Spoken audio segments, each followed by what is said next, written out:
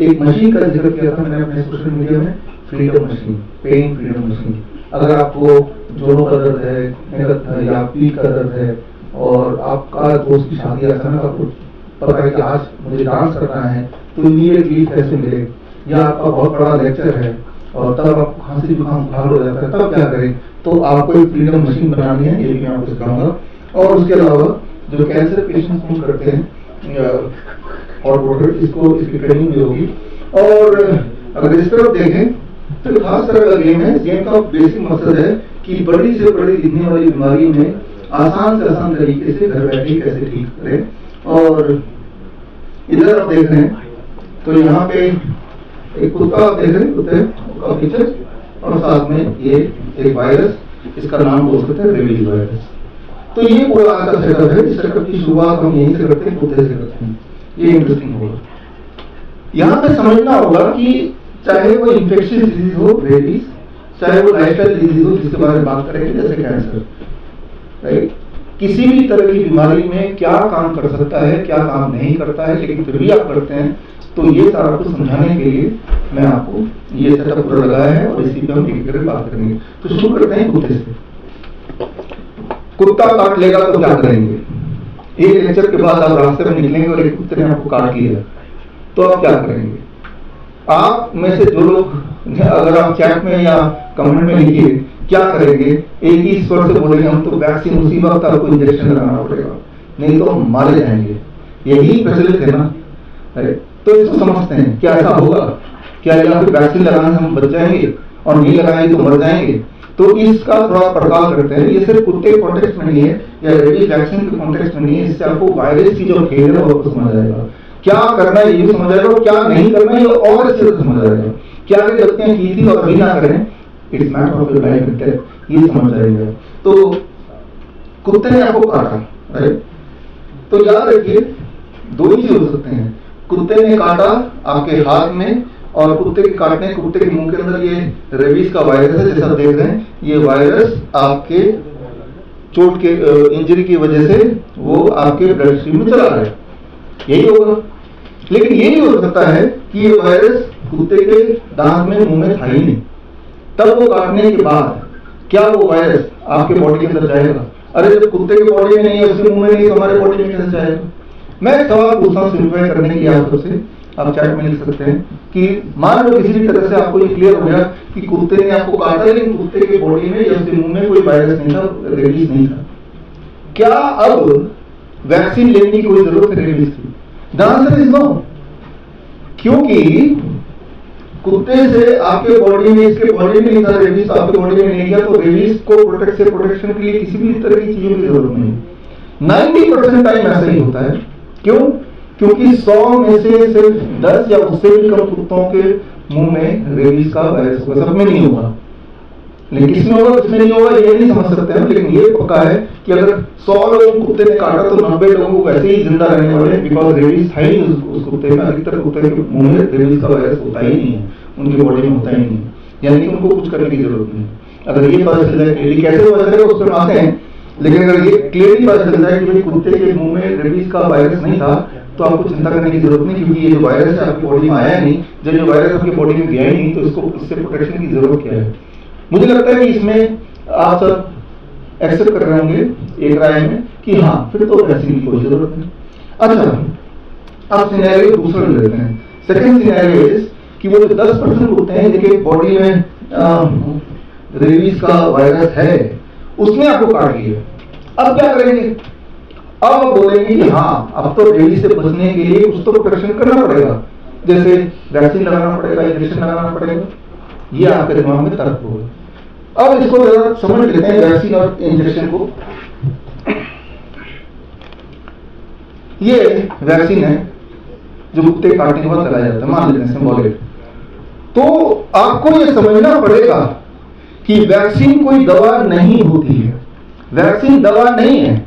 इस वैक्सीन के अंदर क्या है ये समझना पड़ेगा। कुत्ते के काटने के बाद जो वैक्सीन लगाते हैं, इसके अंदर होता क्या है? इसके अंदर यही रेबीज वायरस का छोटा सा टुकड़ा होता है।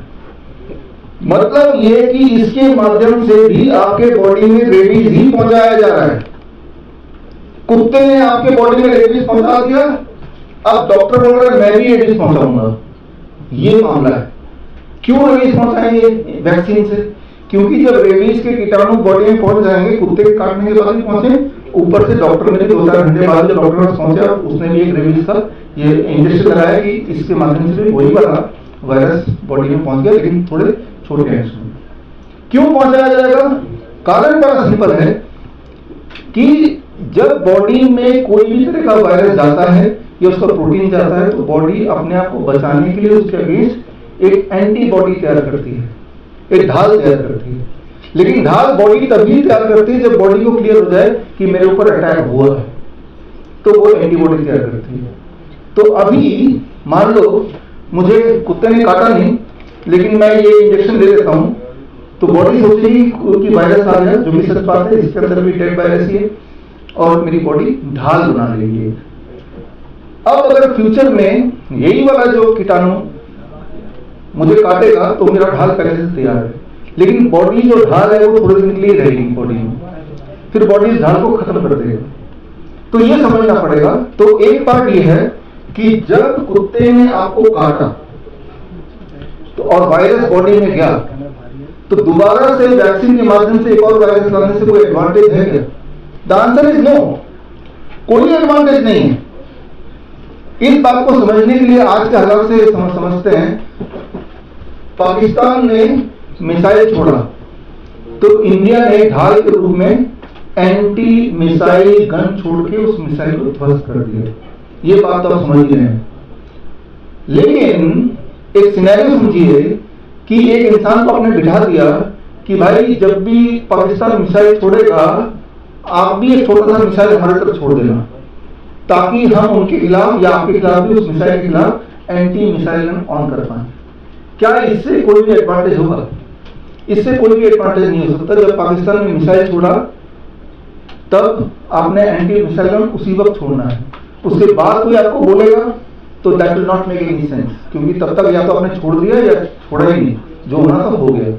ठीक उसी तरह से जब इस कुत्ते ने मिसाइल आपके बॉडी में छोड़ा, तो आपका बॉडी एंटी मिसाइल गन यानी कि एंटीबॉडी बनाने पे लग गई है।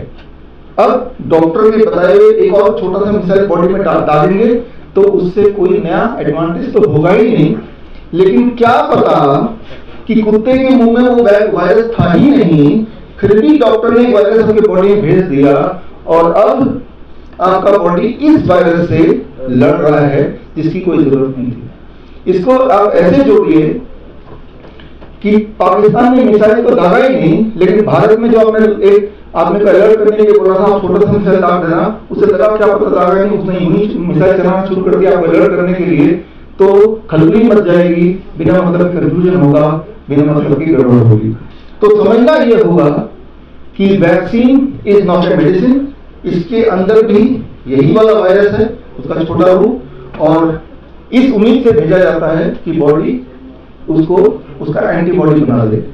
ये तो हुई एक पार्ट। अब आता है इसलिए वैक्सीन कुत्ते का काटने, मैं यही बोल रही हूँ वायरस ये खतरनाक नहीं है, रेबीज के वायरस से मर सकता है इंसान।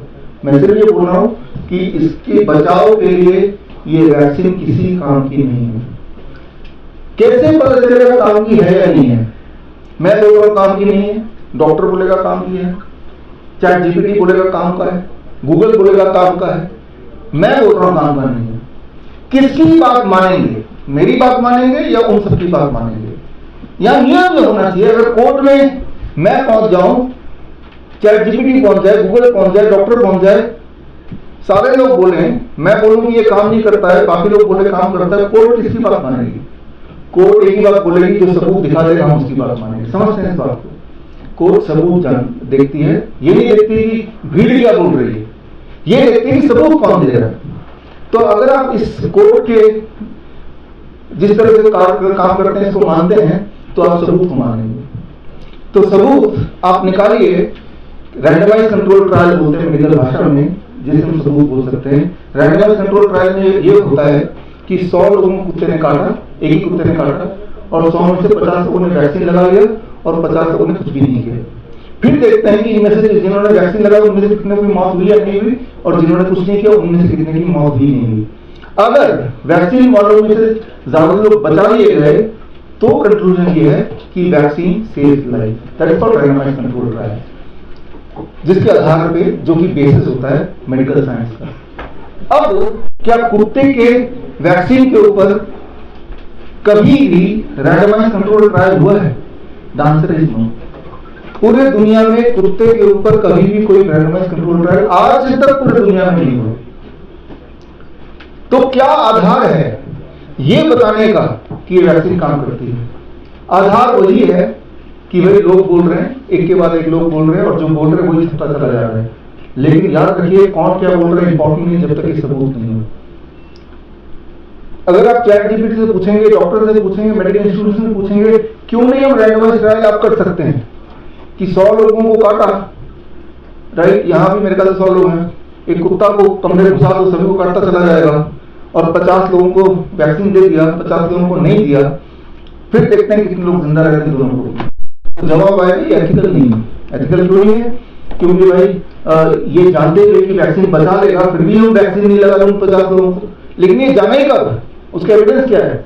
अच्छा, इंसान पे नहीं कर सकते, जानवरों पे तो कर सकते हैं। जानवरों के ऊपर ये जो रेबीज का वैक्सीन का ट्रायल हुआ है, रैंडमाइज्ड कंट्रोल ट्रायल, चूहों के ऊपर 100 चूहे, 100 के 100 चूहे को रेबीज डाल दिया, और उनमें से आधों को रेबीज की वैक्सीन लगा दी और आधों को नहीं लगाया। अब देखा गया कि क्या जिनको वैक्सीन लगाया उनमें ज्यादा चूहे जिंदा रहे? The answer is no. ये रैंडमाइज्ड कंट्रोल ट्रायल से कंक्लूजन आया कि वैक्सीन लगाने से रेबीज में कोई भी बचाव नहीं होता है। तो एनिमल ट्रायल मॉडल तो है रैंडमाइज्ड कंट्रोल ट्रायल का। ये रैंडमाइज्ड कंट्रोल ट्रायल अगर आपको देखना है तो इस लिंक में विश्वरूप.com/10 में जाके इसी वक्त आप देख सकते हैं। तो रैंडमाइज्ड कंट्रोल ट्रायल सबूत है कि वैक्सीन काम नहीं करती है, राइट। लेकिन डॉक्टर एक और आपको झांसा देने की बात करेंगे कि नहीं, अकेले हम वैक्सीन नहीं देते, साथ में हम इम्यूनोग्लोबुलिन भी देते हैं, एक तरह का एंटीबॉडी। इसको अगर समझते हैं इम्यूनोग्लोबुलिन क्या होता है जो वैक्सीन के साथ दिया जाता है, ये क्यों समझने की जरूरत है? क्योंकि इसके माध्यम से आप कुछ ऐसी बातें समझेंगे कि आगे आने वाले दिनों में कुत्ता को काटे ना काटे, कई सारी बीमारियों में आप डिसीजन मेकिंग की स्थिति में आ जाएंगे। सिर्फ डॉक्टर जो बोल रहे हैं उस पर विश्वास न करके सत्य क्या है, साइंस क्या है, वो आपको जानकारी हो जाएगी। इसीलिए मैं एक उदाहरण को थोड़ा इलॉबरेटली लेना चाह रहा हूं। अब इम्यूनोग्लोबुलिन क्या है? इम्यूनोग्लोबुलिन बॉडी का वही वाला ढाल है जो ढाल बॉडी बनाता है एंटीबॉडी, इसे एंटीबॉडी बोलते हैं। जब भी कोई वायरस बॉडी में अटैक करता है, जब भी किसी तरह का वायरस अटैक करता है, बॉडी एक ढाल बनाता है, उसको मारने के लिए अपना औजार, अपना हथियार बनाता है। उस हथियार का नाम है एंटीबॉडी। लेकिन अलग अलग तरह के वायरस के लिए बॉडी को अलग अलग हथियार बनाने पड़ते हैं, एक जैसा हथियार काम नहीं आएगा। और हथियार भी थोड़े समय के लिए बॉडी में रहता है, फिर बॉडी से गायब कर देता है, इसे नए सिरे से बनाने पड़ते हैं। बात समझना होगा। जैसे मान लो आपके घर में मच्छर बहुत सारे हैं, तो आपका ढाल क्या होगा? आप फटाफट मच्छरदानी लगा देंगे, उसके अंदर घुस जाएंगे, तो मच्छर से आपको बचाव हो जाएगा। लेकिन मान लो आपके ऊपर गोलियों से अटैक किया गया या अटैक होने वाला है, क्या वो मच्छरदानी काम आएगी? Definitely not. अब आपका ढाल क्या होगा? आप फटाफट बुलेट प्रूफ पहन लेंगे, उससे बचाव हो सकता है।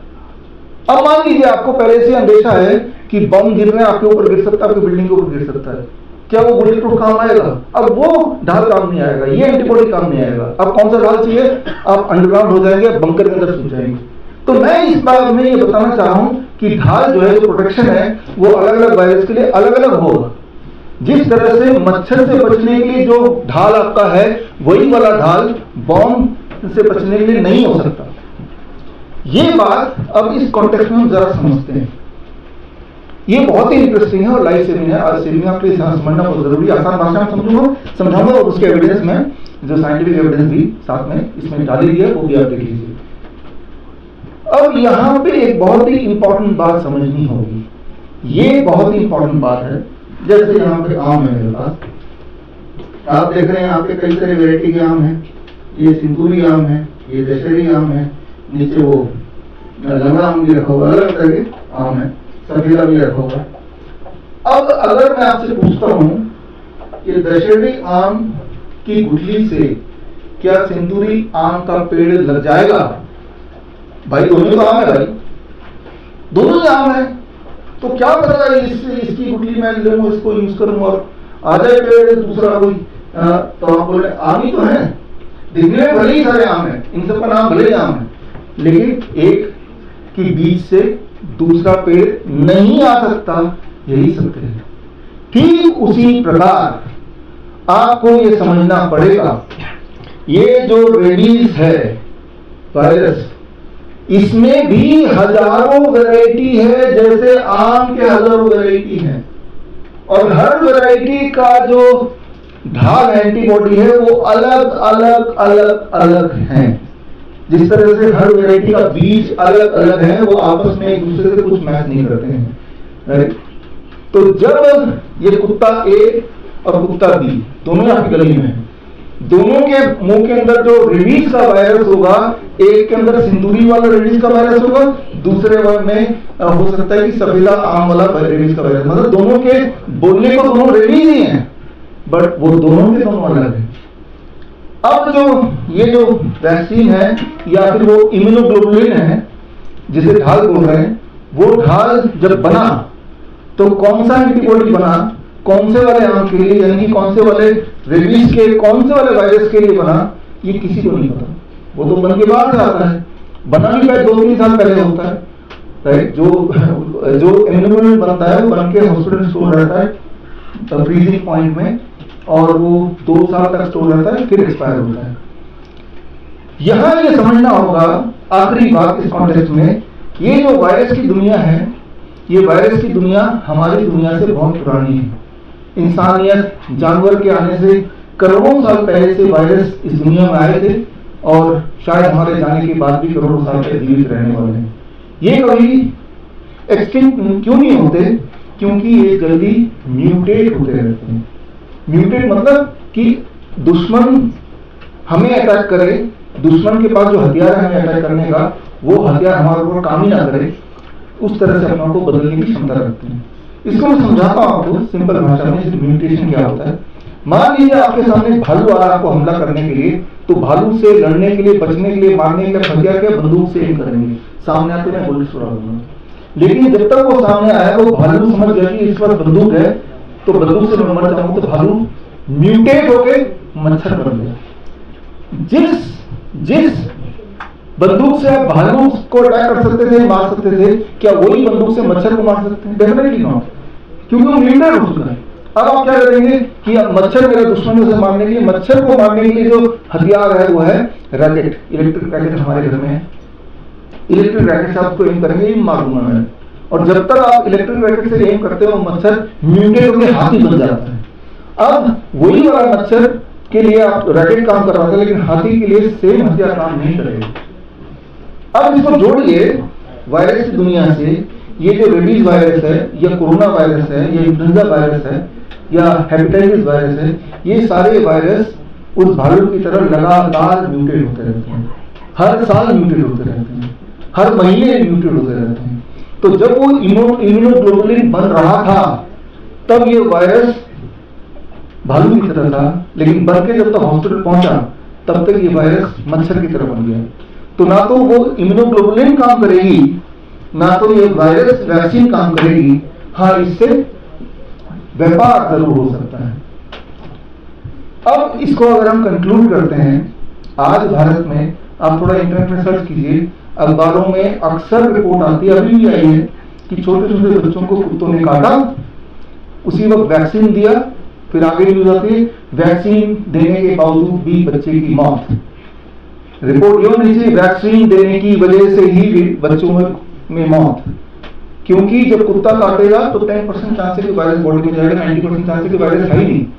लेकिन आपने वैक्सीन जब दिया, अब 100% चांस हो कि बॉडी में वायरस है, लेकिन वो वायरस कुत्ते वाला नहीं है, वो वायरस इस इंजेक्शन वाला है। इंजेक्शन के अंदर भी वही वाला वायरस है, मैंने आपको थोड़ी देर पहले बताया था।